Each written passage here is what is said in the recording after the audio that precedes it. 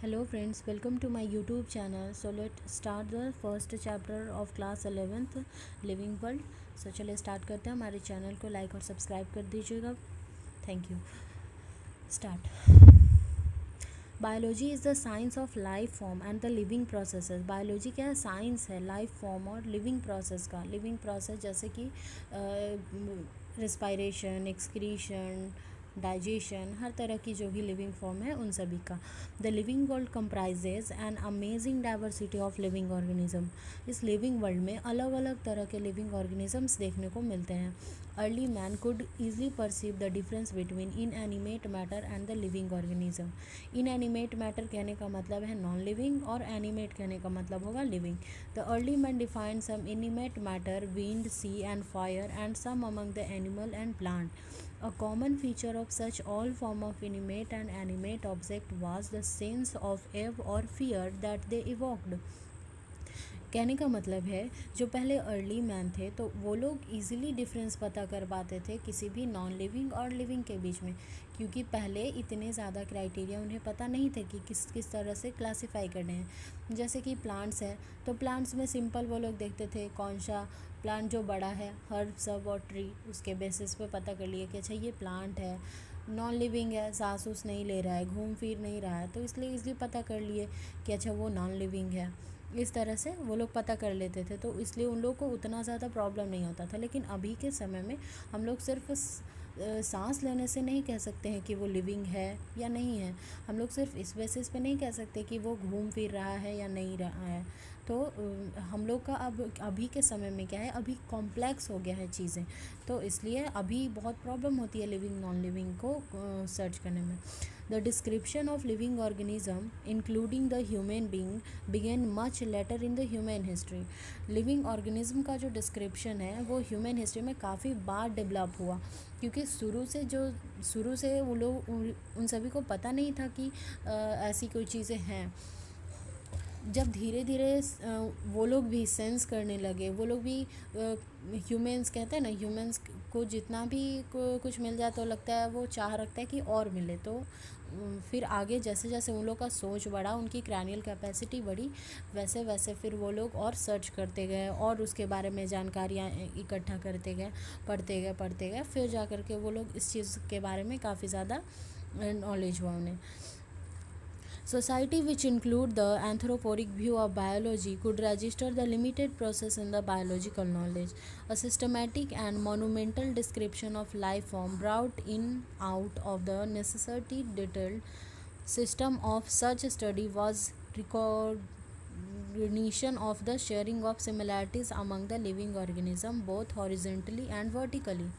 इसमें क्या है, बायोलॉजी का ये जो अलग तरह का जो क्लासिफिकेशन एक दिया गया सभी लिविंग ऑर्गेनिज्म का, एक सिस्टमेटिक तरीके से दिया गया. जैसे कि कोई ऑर्गेनिज्म अगर हमें अभी मिला, एक न्यू ऑर्गेनिज्म है जिसे हम नहीं जानते कि वो क्या है, तो हम पहले उसको देखेंगे, आइडेंटिफाई करेंगे उसके कितने हाथ पैर हैं भी या नहीं, पंख हैं क्या हैं, तो हम लोग सबसे पहले वो चेक करेंगे.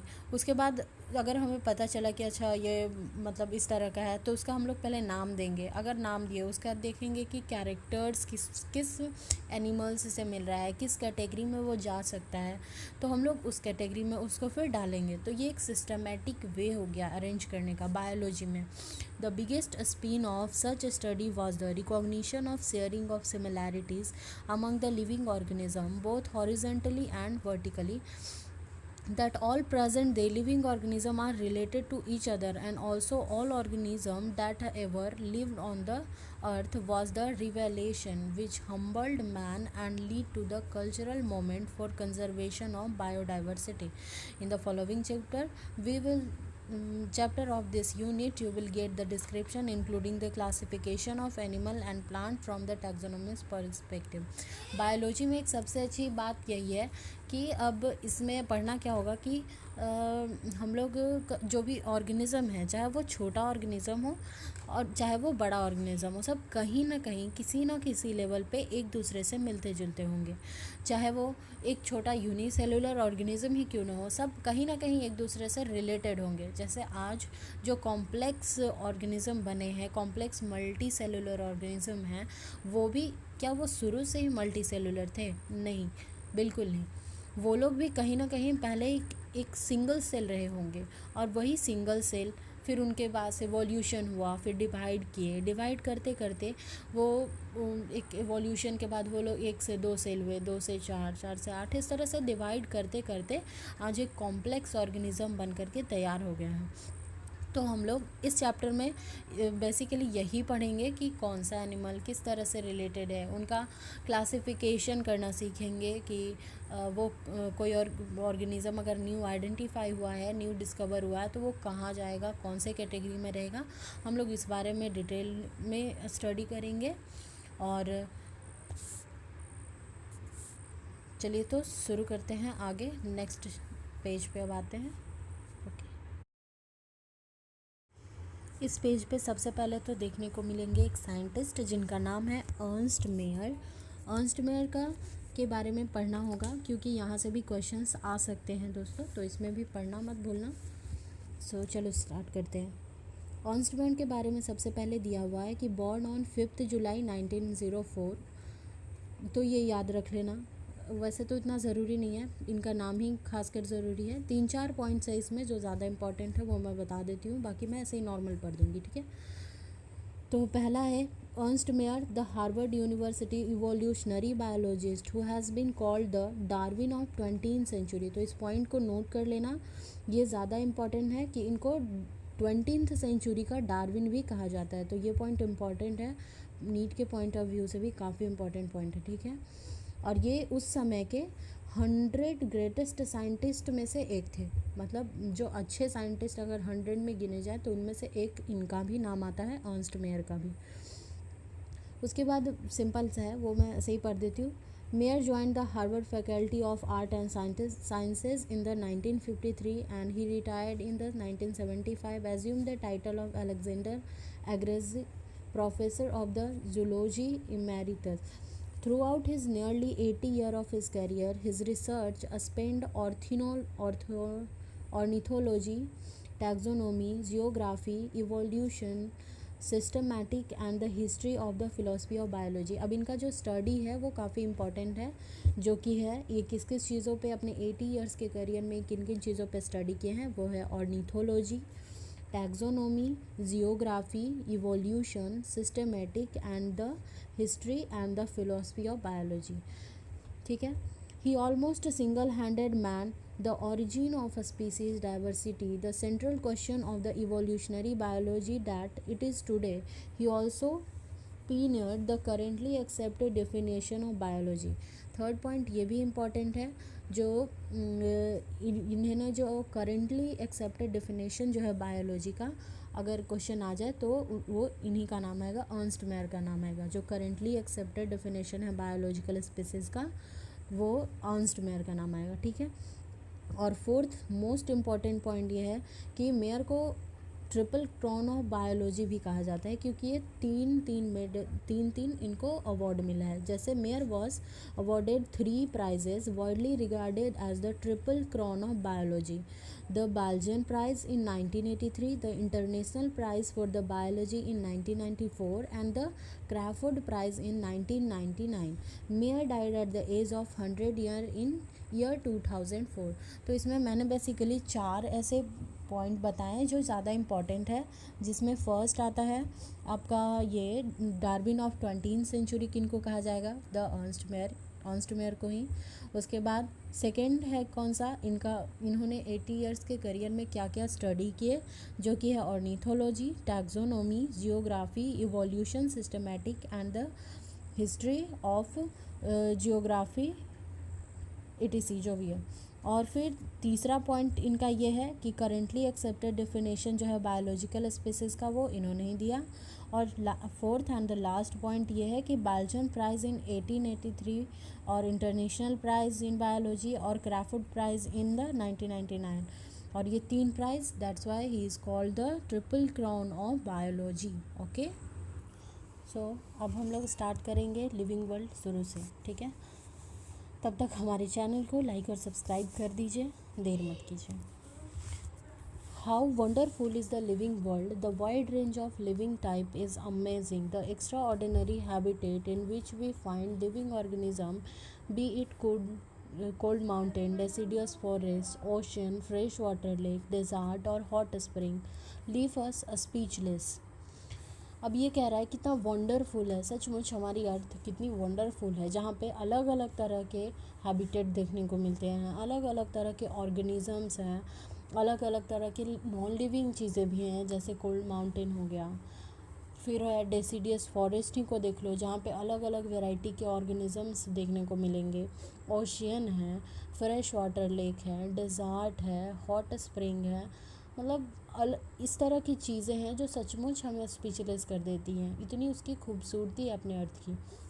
The beauty of the galloping horse of the migratory bird, the valley of flower or the attacking shark evoke and the evoke deep sense of wonder. जो गैलोपिंग हॉर्स हैं, माइग्रेटरी बर्ड्स हैं और जो valley of flowers हैं, ये attacking shark, एवॉक, ये सभी हम लोगों को बिल्कुल आश्चर्यचकित कर देती है और एक डीप सेंस ऑफ वंडर करती हैं, बिल्कुल सोचने पे बिल्कुल मजबूर कर देंगी। The ecological conflict and the cooperation among the member of population and among the population of community or even the molecular traffic inside the cell make us deeply reflect on what indeed is life. अब ecological कॉम्प्लेक्ट, corporation, ये सारी चीज़ें, जैसे एक simple सा एक जो cell भी है तो वो उसके अंदर भी कितनी सारी चीज़ें अवेलेबल है, उसके अंदर भी mitochondria, Golgi body, ribosome, cytoplasm, फिर और माइटोकॉन्ड्रिया के भी अंदर में हो रहे फंक्शंस, फिर हो गया न्यूक्लियस, न्यूक्लियस के अंदर क्या क्या प्रोसेसेस चल रहे हैं, ये सारी चीज़ सचमुच हमें बिल्कुल सोचने पे सचमुच ये मजबूर ही कर देती हैं। कितनी छोटी सी चीज़ है और कितना ज़्यादा इसके अंदर चीज़ें रखी हुई है, कितनी ब्यूटी है ये सारी चीज़ों का। The question has to implicate question within it. The first question is a technical one, seek answer to what is living. सबसे पहला तो एक क्वेश्चन अराइज होता है इस लिविंग वर्ल्ड में और काफ़ी ये बेसिक क्वेश्चन है कि लिविंग क्या है, opposed to the non-living, and the second philosophical one is seek answer to the what is the purpose of life. यहाँ पे दो क्वेश्चन अराइज होता है कि लिविंग क्या है और हमारे इस लाइफ का पर्पस क्या है, क्या मकसद है हमारा, ठीक है। तो as scientists shall not attempt the answering of the second question, we shall try to reflect on the what is living. अब साइंटिस्ट भी इस चीज़ का आंसर नहीं कर पाए दूसरे क्वेश्चन का कि हमारा पर्पस क्या है लाइफ का या क्या है, तब तक तो इस चीज़ को जानते हैं कि लिविंग क्या है। अब बेसिकली हमारा जो चैप्टर है उसका नाम ही है लिविंग वर्ल्ड, तो हम लोग सबसे पहले तो इसी चीज़ को समझने का कोशिश करेंगे कि लिविंग क्या है आखिर। हम लोग जो उस समय से बोल रहे हैं, काफ़ी पहले भी हम लोग इस बारे में बोले हैं कि लिविंग, ये चीज़ें लिविंग है, प्लांट लिविंग है, एनिमल लिविंग है, कुछ चीज़ें नॉन लिविंग है, माउंटेन नॉन लिविंग है, सी वगैरह नॉन लिविंग है। तो कैसे है वो नॉन लिविंग, क्यों उसको हम लोग नॉन लिविंग कह रहे हैं, कुछ तो होगा, कुछ तो उनकी अपनी कुछ प्रॉपर्टीज़ होंगी, तभी तो उसी के बेसिस पे हम लोग आज इसको लिविंग और नॉन लिविंग में डिस्क्राइब कर रहे हैं, है ना। तो फिर अब इस चीज़ के बारे में हम लोग आगे चर्चा करेंगे, ठीक है। तो तब तक के लिए क्या करिए, मेरे चैनल को सब्सक्राइब कर दीजिएगा और लाइक करके बेल आइकन को दबा दीजिएगा ताकि उससे आप मेरी सारी वीडियोस आप तक पहुंच सके। Thank you. अब यहाँ से हम लोग का शुरू होता है सबसे मेन टॉपिक जो है व्हाट इज़ लिविंग। अब एग्जैक्टली लिविंग क्या है उसके बारे में समझेंगे, ठीक है। When we try to define living we conventionally look for the distinctive characteristic exhibited by the living organism, growth, reproduction, ability to sense environment and mount a suitable response come in our mind immediately as a unique feature of living organism. जैसे ही हम लोग बात करते हैं कि living क्या है, वैसे ही सीधा ही हमारे दिमाग में एक इमेज बन जाता है लिविंग के कुछ कैरेक्टरिस्टिक का, जैसे कि ग्रोथ हो गया कि लिविंग ऑर्गेनिज्म ग्रो करते हैं, रिप्रोडक्शन हो गया कि वो रिप्रोड्यूस करते हैं, एबिलिटी टू सेंस इन्वायरमेंट के प्रति उनका रिस्पॉन्ड हो गया, फिर हो गया mount for a suitable response, इस तरह के रिस्पॉन्स हमारे दिमाग में आ जाते हैं। ठीक है, one can add a few more features like metabolism, ability to self-replicate, self-reorganize, interact and emergence to this list। इतना तो हमारे दिमाग में सिंपल ही आ जाता है, लेकिन हम लोग इसमें कुछ और भी ऐड कर सकते हैं लिविंग के फीचर्स, जैसे कि मेटाबॉलिज्म है, एबिलिटी टू सेल्फ रेप्लिकेट हो गया, सेल्फ ऑर्गेनाइज हो गया, इंटरेक्ट करना किसी के साथ, इंटरेक्शंस हो गए, ये सब भी हम लोग इस लिस्ट में ऐड कर सकते हैं।